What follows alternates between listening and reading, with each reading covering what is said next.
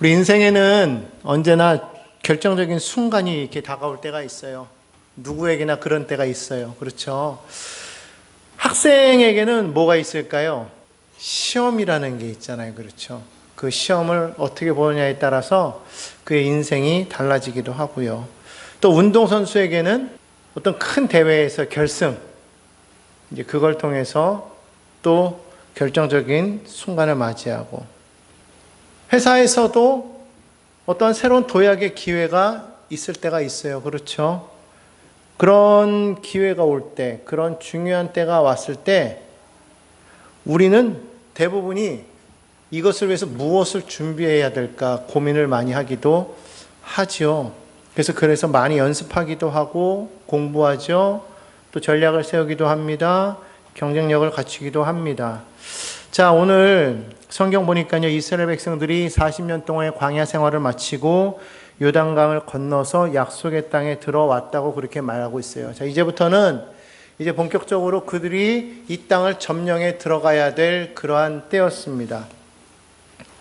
오늘 그들이 들어왔을 때 그들의 앞에는 무엇이 있었냐면 여리고 성이 놓여 있었어요. 이 여리고는 가나안 정복의 첫 관문이죠. 이 여리고와의 그런 어떤 전쟁의 승패가 앞으로의 모든 가나안 정복에 큰 영향을 미칠 수가 있을 거예요. 자, 그렇다면 여러분 같으면 만약에 그 자리에 서 있었다면 여러분 하나님께 무엇을 기대하겠습니까? 아마 어쩌면은 군사훈련을 하나님께서 시켜주시기를 기대했을지도 모르고요.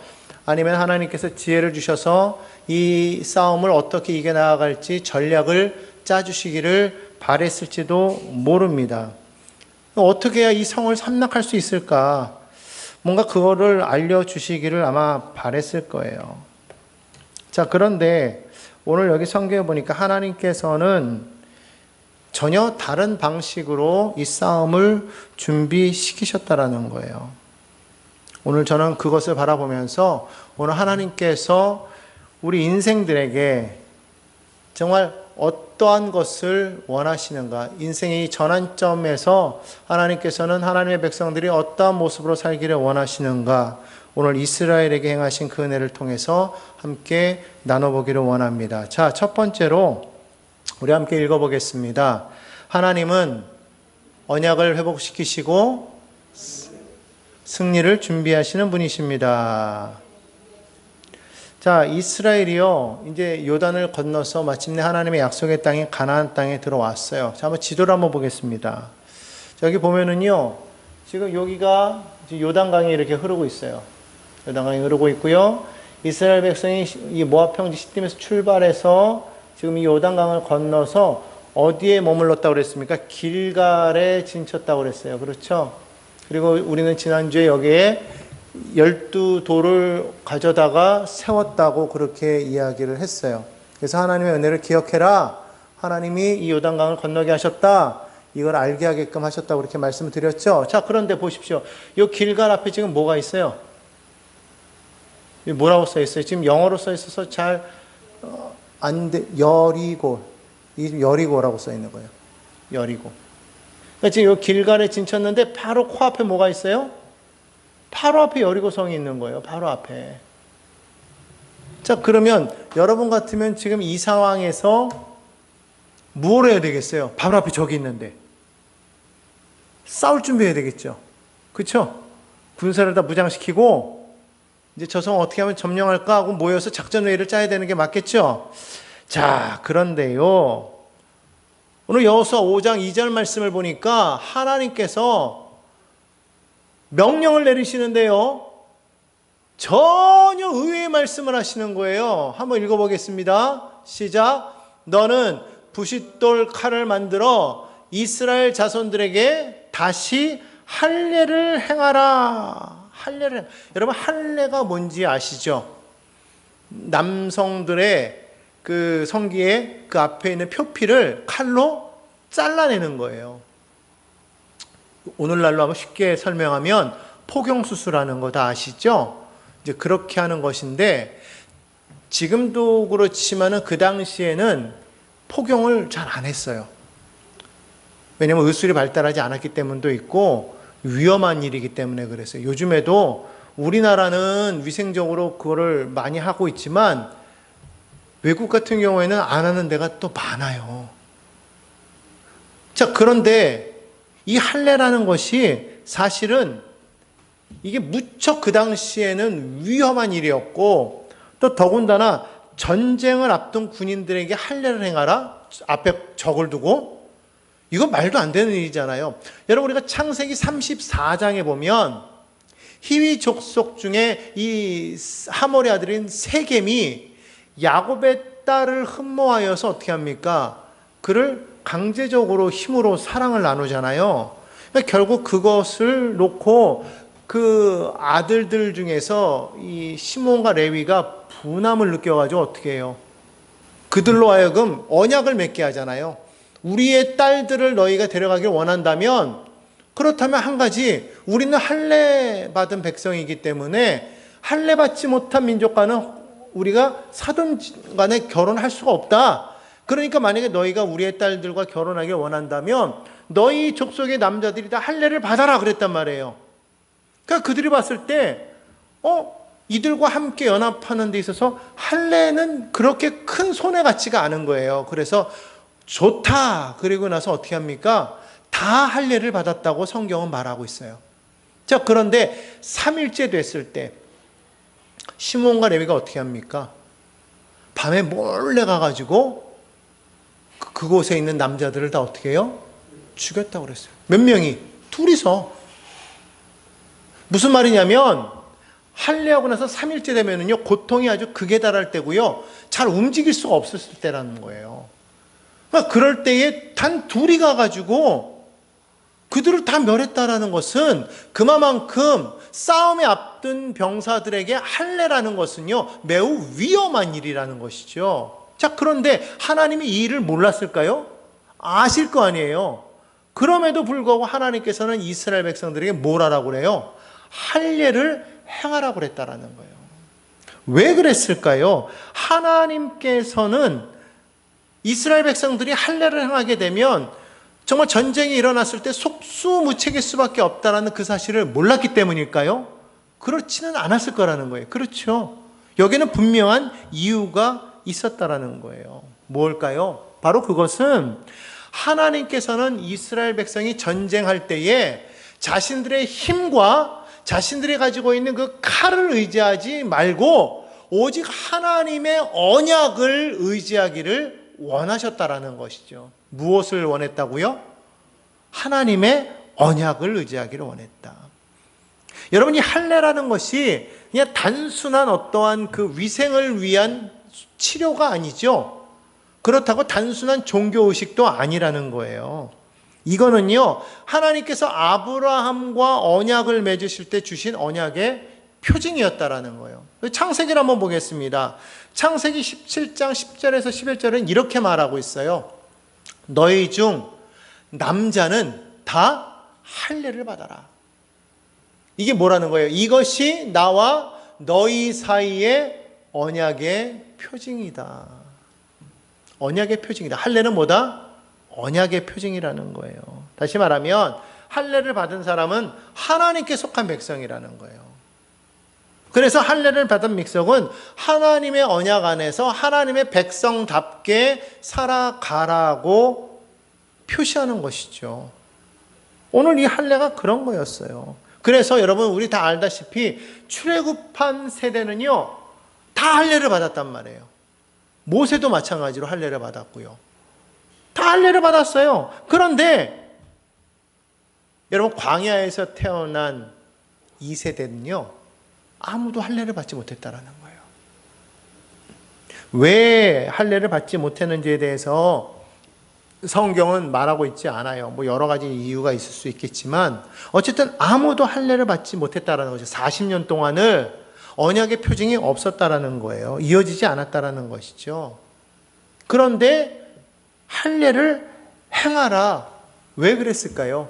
단순히 의식을 하지 않았으니까 이제 의식을 행하라 이것이 아니라 너희는 나의 백성이라는 거예요. 나의 언약 백성이라는 거예요. 근데 지금까지 너희가 할례를 하지 않았기 때문에 그것을 인식하지 못하고 살았다라는 것이죠.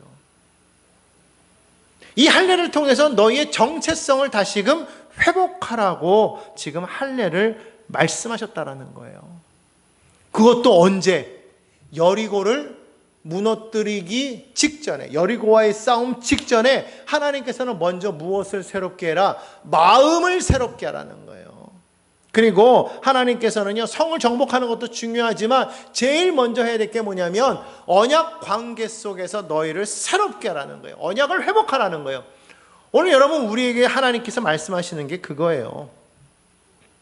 하나님과의 관계가 바로 서지 않은 상태에서 아무리 큰 승리를 거둔다고 해도 그것은 참된 승리가 될 수 없다라는 것을 성경은 말씀하고 있다라는 것이죠. 여러분, 우리에게 말씀하신 것이 그거라는 거예요. 오늘날도 마찬가지인 거예요. 하나님께서는 무엇을 보실까요? 우리의 믿음을 보시는 거예요. 우리가 어떤 일을 했느냐를 보시는 게 아니에요. 우리의 사역을 보시는 것도 아니고 우리의 성공을 보시는 게 아니에요. 지금 너의 믿음이 어떠냐, 너희가 지금 나와 어떤 관계를 맺고 있느냐를 먼저 살펴보신다는 거예요. 그래서 하나님께서는 제일 먼저 우리가 하나님과의 관계가 회복되기를 원하신다는 거예요. 한번 따라할까요? 하나님과의 관계가 먼저 회복돼야 됩니다. 그래서 하나님께서는 오늘날에도 우리에게도 할례를 하라고 말씀하시는 거예요. 그런데 여러분 보십시오. 할례라는 것은 형식적으로 보면 누가 하는 거예요? 남자들에게만 하잖아요. 여성들은 할례를 어떻게 행해요?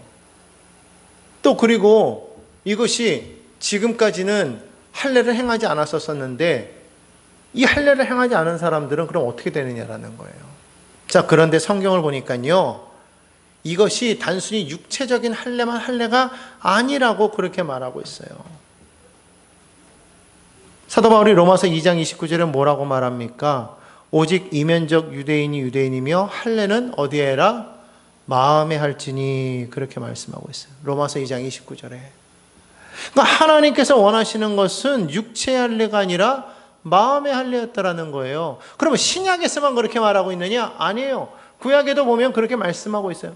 신명기 10장 16절에 보면 이렇게 말합니다. 그러므로 너희는 마음의 할례를 행하고 다시는 목을 곧게 하지 말아라. 마음의 할례를 행한 사람은 어떠하지 않다라는 거예요? 목이 곧지 않다, 다시 말하면 교만하지 않다라는 거예요. 교만이라는 것이 무엇입니까? 여러분, 교만이라는 게 나 잘났어 하는 게 교만인가요? 그게 아니에요. 진짜 교만은 뭐냐면 하나님이 계시는데 하나님보다 나를 앞세우는 게 교만이에요. 하나님이 없어도 나는 할 수 있습니다라고 말하는 게 교만이에요. 더 충격적인 게 뭔지 아십니까? 하나님이 계시는데도 불구하고 나는 못합니다라고 하는 게 교만이라는 거예요. 겸손이 아니에요. 진짜 교만은 뭡니까? 하나님을 무시하는 게 교만인 거예요. 하나님께서 모세에게 너는 가서 나의 백성들을 애굽에서 인도하여 내라 그랬을 때 모세가 하나님 앞에 뭐라고 그럽니까? 하나님, 저는요 말도 어느라고요 이제 옛날에 배웠던 거 다 까먹었어요. 정말 저 말을 못하니까 저 보내지 마세요. 그러면 막 사양하잖아요. 우리 같으면은 그럴 수 있죠. 40년 동안을 양들과 살았는데 옛날 거 다 까먹잖아요. 그러니까 참 모세 겸손하다. 그래 맞다 그럴 수 있는데 하나님은 그걸 보고 겸손하다고 말하지 않은 거예요. 내가 내게 명한 거 아니냐 이거예요. 너는 가라 이거예요. 하나님께서 계속해서 말씀하세요. 모르는 게 아니에요. 모세가 지금 어떤 상황인지 모르는 게 아니에요. 하지만 하나님께서 함께 하실 거라는 걸 분명하게 말씀하고 계시더라는 것이죠.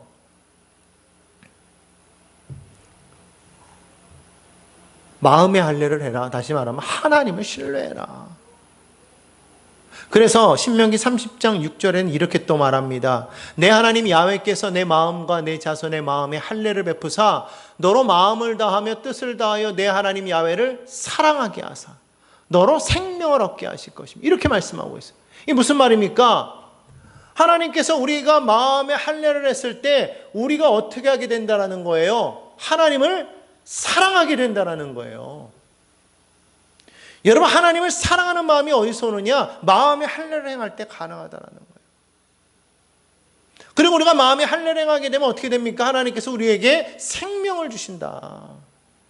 믿으십니까? 그렇기 때문에 마음의 할례란 뭐냐면 하나님보다 앞서는 교만을 잘라내는 거예요. 죄를 끊어내는 거예요. 자기 중심적인 삶을 내려놓고 하나님의 뜻에 순종하는 것이 마음의 할례였다라는 거예요. 그러니까 우리가 육신의 할례를 했느냐 아니냐 그게 중요한 게 아니라는 거예요. 실제로 여러분 예레미야 때 하나님께서 예레미야 선지자를 통해서 모든 나라를 특별히 이스라엘에게 하나님께서 경고의 말씀을 하실 때 이런 말씀을 하셨어요. 예레미야 9장 26절에 보니까요. 모든 민족은 할례를 받지 못하였는데 이스라엘은 육체적인 할례는 했지만 마음의 할례를 받지 못하였다. 이렇게 말씀하고 있다는 거예요. 그러니까 무슨 말이냐면 육체 할례를 받은 게 중요한 게 아니라는 거예요. 그건 표식일 뿐이고 정말 중요한 건 뭐예요? 마음의 할례를 받으라는 거예요. 그러니까 이스라엘 너희는 육체 할례를 받았지만 육체 할례를 받지 못한 이방인들과 너희가 지금 다를 바가 없다. 지금 이렇게 말씀하고 있어요. 오늘 여러분 그렇다면 이것이 오늘 우리에게 하는 말씀 아닙니까? 너희가 지금 하나님을 믿는다고 말하느냐? 예수 그리스도를 통해서 너희가 구원받았다고 말하느냐? 하나님의 백성이라고 말하느냐? 그런데 세상을 바라봐라. 세상과 너희가 다른 게 뭐가 있느냐라고 그렇게 말하는 거예요. 교회 생활을 합니다. 근데 교회 생활을 열심히 하고 있는데 오래됐는데 하나님과의 관계가 식어 있는 사람이 있다라는 거예요. 예배를 드리는데 여러분 예배를 드릴 때 여러분 예배에 감격이 있습니까? 어떨 때 여러분 감격을 느끼시나요? 이 자리에 들어오는 그 순간부터 하나님의 은혜에 감동해서 내가 하나님의 성전에 오늘도 들어와서 하나님 이 시간에 앉아서 하나님 앞에 기도하고 예배하게 하시니 감사합니다. 막 감격이 막 넘쳐난다면 그 사람은 마음의 할례를 받은 사람이에요. 근데 어느 순간인가부터 성전에 들어와서 말씀을 듣고 찬양하고 기도하고 그래도 마음에 뜨거움이 없어요. 감격이 없어요. 봉사를 하는데 어느 순간에가 시들해서 봉사하는데 기쁨도 없고 힘들기만 하고 짜증만 하고 그래요. 직분을 받았단 말이에요. 그러니까 직분을 받았으니까 어떻게든 감당을 하려고 합니다. 그런데 그 마음에 첫사랑이 없어요. 그러니까 하나님께서 요한계시록에 보면 에베소 교회를 책망하잖아요. 에베소 교회가요 얼마나 정말 열정적인 교회였습니까? 얼마나 부흥하고 큰 교회였습니까? 그런데 한 가지 책망할 것이 있다고 해서 뭐라고 말씀하셨어요? 너희가 첫사랑을 잊어버렸다. 첫사랑을 잊어버렸다. 여러분 우리가 어떻습니까? 여러분 우리 안에 그 첫사랑이 있나요? 오늘 그것이 없다면 우리는 우리 마음을 다시 한번 돌이켜 봐야 된다는 거예요. 오늘 하나님께서 길갈에서 이스라엘에게 하신 그 말씀 무엇입니까? 먼저 너희는 하나님과의 언약을 회복하라는 거예요. 오늘 그 말씀이 이스라엘에게만 하신 말씀이 아니라 오늘 저와 여러분 모두에게 동일하게 주시는 그런 말씀임을 여러분 기억하시기 바랍니다. 우리가 그렇게 하나님과의 언약 관계가 회복될 때 그때 비로소 하나님께서는 그들에게 여리고를 맡기시는 거예요. 여러분 기억하시기 바랍니다. 언약이 회복된 성도에게 하나님께서는 새로운 사명을 맡기신다라는 거예요. 오늘 그러므로 여러분 여리고가 앞에 놓여 있다고 여러분 그게 문제가 아닌 거예요. 앞에 여리고가 놓여 있습니까? 문제가 있습니까? 여러분 그걸 바라보지 마시고 이 시간 정말 하나님과 나와의 관계가 회복되었느냐, 나는 지금 길간에 서 있느냐, 그것을 기억하시기를 바랍니다. 하나님과의 첫사랑이 식어져 버렸다면 오늘 다시 한번 그 첫사랑을 회복하시기를 바랍니다. 하나님과의 진정한 살아있는 관계가 되어 있는가, 아니면 그냥 반복적인 습관에 의해서 나는 하나님 앞에 예배하고 있는가. 여러분 이것을 먼저 우리가 회복해야 될 줄로 믿습니다. 하나님보다 앞서는 내가 없는가, 하나님보다 앞서는 욕심은 없는지 여러분 이것을 잘라내야 되기를 원합니다. 오늘 그럴 때 우리 안에 하나님과의 관계가 회복되는 거예요. 그럴 때 비로소 하나님의 승리가 일어나게 될 줄로 믿습니다. 자, 이렇게 우리가 할례를 하게 되면 두 번째로 하나님은 그것을 통해서 어떠한 일을 이루십니까? 우리의 수치를 제거하시고 새로운 시작을 허락하신다는 거예요. 한번 따라 읽습니다. 하나님은 우리의 수치를 제거하시고 새로운 시작을 허락하십니다. 이스라엘 백성들이요 순종해요. 그리고 놀랍게도 여리고 앞에서 그 많은 백성들이요 할례를 행합니다. 할례가 끝나자 여러분 놀라운 말이 하나님께로부터 나오는 거예요. 여호수아서 5장 9절 말씀인데요. 함께 한번 읽어봅니다. 시작. 내가 오늘 애굽의 수치를 너희에게서 떠나게 하였다. 한번 크게 한번 읽어볼까요? 시작. 내가 오늘 애굽의 수치를 너희에게서 떠나가게 하였다. 떠나가게 하였다. 여러분 이스라엘 백성이 머문 이 길갈이라는 이곳의 원래 이름은요 히브리어로 갈랄이라는 말에서 나왔거든요. 그 의미는 뭐냐면 굴러갔다 제거했다라는 뜻이 있어요. 참 의미가 놀랍지 않습니까? 그들이 머문 그곳에서 하나님께서 뭐라고 말씀하셨냐면 지금 너희를 붙들고 있는 그 애굽의 수치가 너희에게서 떠나갔다라는 거예요. 굴러가 버렸다라는 거예요. 여러분 도대체 이 애굽의 수치라는 게 뭐예요? 몇 가지로 우리가 볼 수 있는데 가장 직접적인 건 뭡니까? 애굽에서 노예 생활을 했던 그 과거의 수치 아니에요. 그렇죠? 과거의 수치. 이스라엘이 400년 동안 애굽에 종살이를 행하지 않았습니까? 그러다 보니까요, 그들이요, 애굽에서 나왔어요. 몸은 나왔어요. 그런데 그들의 마음은 여전히 어디에 머물러 있어요? 애굽에 있었어요. 자, 그러다 보니까 우리가 민수기를 통해서도 우리가 계속 봤던 게 뭐예요? 먹을 게 없을 때마다 늘 그들은 어디를 생각했어요? 애굽에 있었을 때는 좋았다 이러잖아요. 그들이 실제로 애굽에 있었을 때 좋았나요? 출애굽기 1장을 보면 그들은 애굽에 있었을 때 그들은 괴로움과 고통 속에서 하나님 앞에 부르짖었다고 그렇게 기도하고 있지 않습니까? 그런데 그들이 출애굽하고 난 다음에는요 뭐라고 말하고 있어요? 홍해 앞에서도 야 우리가 여기서 죽게 되었으니 다시 우리 애굽으로 돌아가자 이랬단 말이에요. 먹을 것이 없으니까 우리에게 먹을 걸 달라 그러면서 애굽에 있었을 때는 우리가 이런 것도 먹고 저런 것도 먹고 우리 좋았다 이렇게 말하고 있더라는 것이죠. 여전히 그들의 노예 생활이 그들이 행했던 그 모습이 자신들의 정체성에 혼란을 가져오고 있었다라는 거예요. 광야 생활 내내 그랬다라는 거예요. 내내 계속 애굽에 묶여 있어요. 또한 그들은요 불신앙이 있었다라는 것이죠. 광야에서 하나님을 신뢰하지 못했습니다. 40년 동안은 광야에서 헤매는 거예요. 여러분 주변 민족들이요, 특별히 애굽에 있던 사람들이요, 이스라엘 백성들이 그런 기적 가운데 그들이 애굽을 떠났지 않습니까?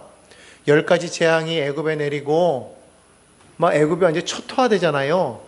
그래서 이스라엘 백성들이 거기서 당당하게 애굽에서 많은 재물을 얻어서 나왔잖아요. 그리고 홍해를 건너죠. 애국 군대를 몰살시키죠. 이걸 바라보면서 주변 국가들이 뭐라고 그랬겠어요? 두려워 떨었다라는 거예요. 처음에는요 겁먹었어요. 물론 40년 뒤에 이제 여리고 성에 사는 라합이라는 사람도 그것을 겁먹었던 것을 우리가 알고 있는데, 실제로 여러분 보십시오.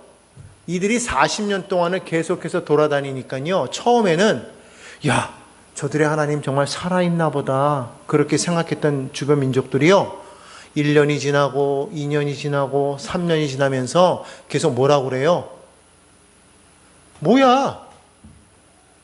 아니 저들 약속의 땅에 아직도 못 들어갔어? 그러니까 최신 애굽 통신이나 아니면은 광야 소식지에 보면은요 그런 얘기가 떠도는 거예요. 야, 그렇게 요란을 떨면서 나갔던 이스라엘 아직도 광야에서 헤매다. 5년이 지납니다. 10년이 지납니다. 20년이 지납니다. 처음에는 두려워했던 사람들이요 이제는 뭐 하기 시작하는 거예요? 조롱하기 시작하는 거예요. 야, 저것들 아직도 못 들어갔네. 아이고 세상에. 아니 같은 데만 계속 뱅뱅 돌고 있어. 난 또 뭔가 대단한 일을 이루는 줄 알았네.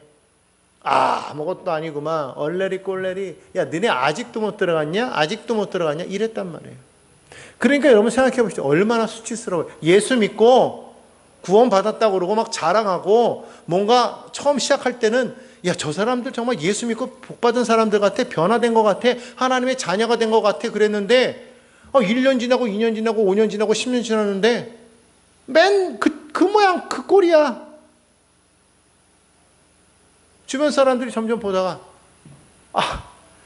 예수 믿는다는 사람들이 태도가 저래? 행동이 저래? 저것밖에 안 됐어? 그러니까 오히려 처음에 믿었을 때 처음에 이루었던 하나님의 그 기적이 나중에는 무엇이 된 거예요?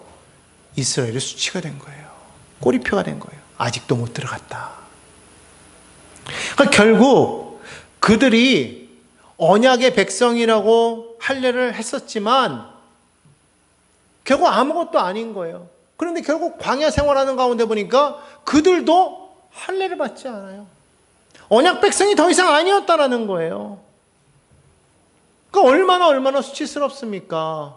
그런데 이제 하나님께서 가나안 땅에 딱 들어오자마자 다시 한번 그들과 언약을 맺으시더라는 거예요. 그러면서 뭐라고 말씀하시는 거예요? 지금까지 너희를 묶어왔던 그 수치가 오늘에서야 너희를 떠났다, 이렇게 말씀하시는 거예요. 근데 그것을 떠나게 한 것이 누구라고 성경은 말하고 있느냐? 오늘 주어가 뭐라고 말하고 있어요?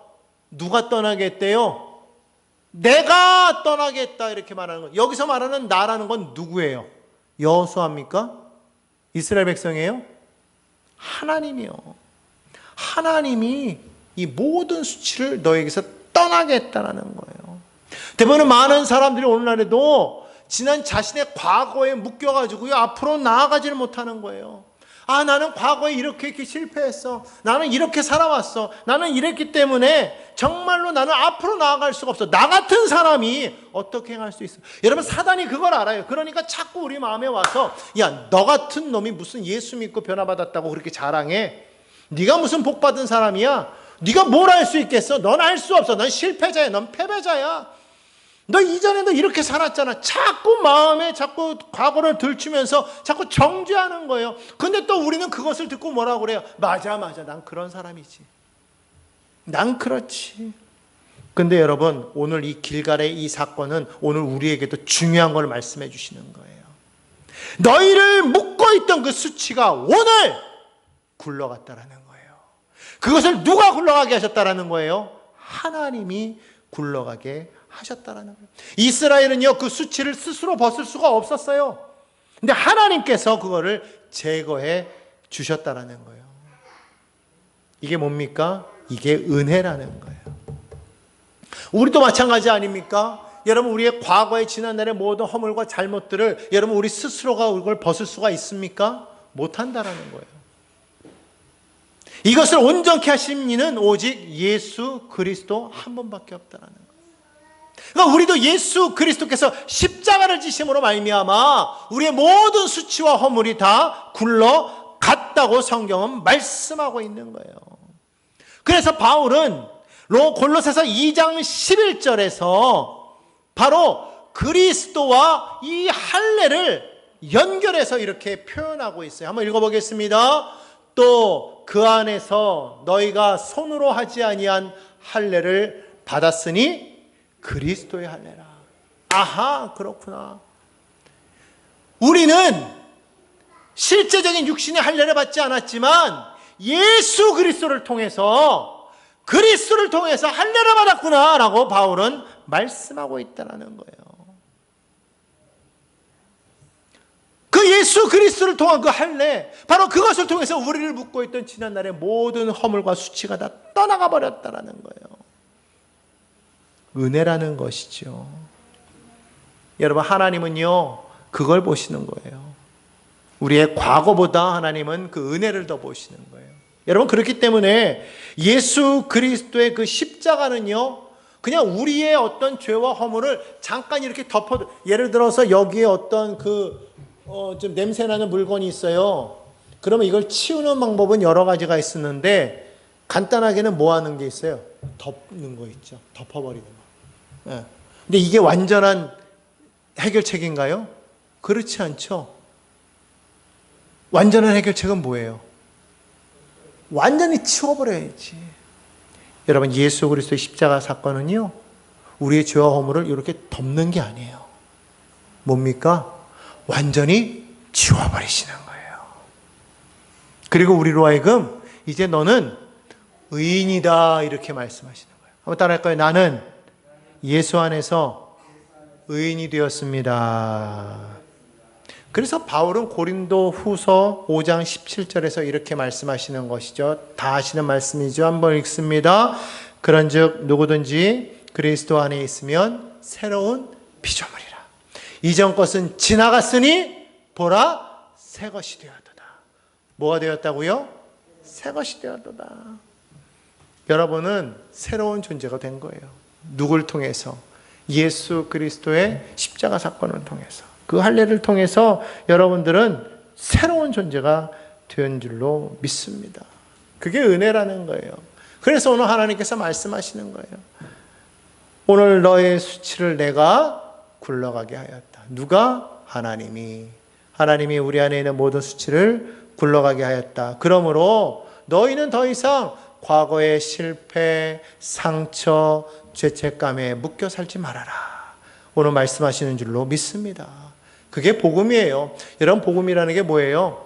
우리는 예수 그리스도를 통해 새로운 존재가 되었기 때문에 과거의 실패와 상처와 죄책감에 더 이상 묶여있지 않다라고 말한다라는 것이죠. 오늘 만약에 여러분의 마음 가운데 그러한 것이 떠오른다면 그것은 하나님이 주시는 생각일까요? 마귀가 주는 생각일까요? 마귀가 주는 생각이죠. 우리는 이젠 더 이상 옛사람이 아닌 거예요. 우리는 예수 안에서 새로운 존재가 된 줄로 믿습니다. 그러므로 여러분, 더 이상 과거의 상처와 실패에 묶여 살지 마시기 바랍니다. 하나님께서 이미 예수 그리스도를 통해 우리를 용서하셨는데 끊임없이 마귀의 유혹에 넘어가서 나는 죄인이야, 나는 부족해, 나 같은 사람이 뭘, 자꾸 이런 생각을 하면서 사실 거예요, 안 사실 거예요? 그러면 안 되겠죠. 그럼 안 된다는 거예요. 여러분, 과거에 우리가 어떤 모습이었든지 오늘 우리는요, 하나님이 주신 그 은혜 안에서 나는 새로운 피조물이야, 나는 새로운 인생이 되었어. 여러분, 이러한 마음을 가지고 살아가시기를 주님의 이름으로 축원합니다. 오늘 지금 여러분이 서 있는 그 자리, 십자가의 자리, 그곳에서 여러분은 새롭게 변화되기를 간절히 소망합니다.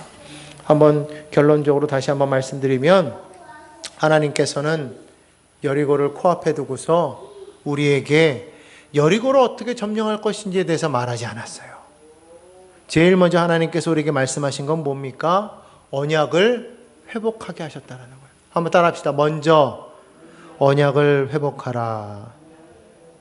언약을 회복해야 과거의 수치가 굴러간 걸 믿게 되는 거예요.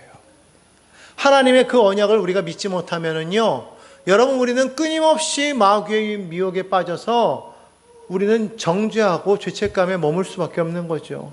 과거의 수치를 벗어날 수가 없는 거예요. 그렇기 때문에 여러분, 무슨 일을 만나든 항상 기억하십시오.